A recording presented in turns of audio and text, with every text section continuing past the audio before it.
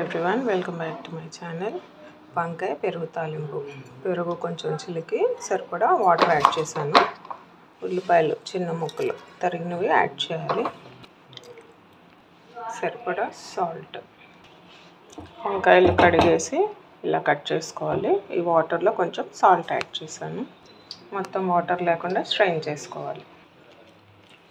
Stove on చేసి ప్యాన్లో కొంచెం ఆయిల్ వేసి వేడయ్యాక వంకాయలు ఫ్రై చేసుకోవాలి. సరిపడా సాల్ట్, దీని వరకే కొంచెం వేసాను. పసుపు, గ్రీన్ చిల్లీ పొడవుగా మధ్య కట్ చేసుకోవచ్చు, లేదా ఇలా కట్ చేసుకోవచ్చు. వంకాయలు ఉడికితే స్టవ్ ఆఫ్ చేశాను. పాన్ పెట్టి ఆయిల్ వేసి తాలింపు గింజలు, కరివేపాకు, ఎండుమిర్చి, వెల్లుల్లి వేసాను.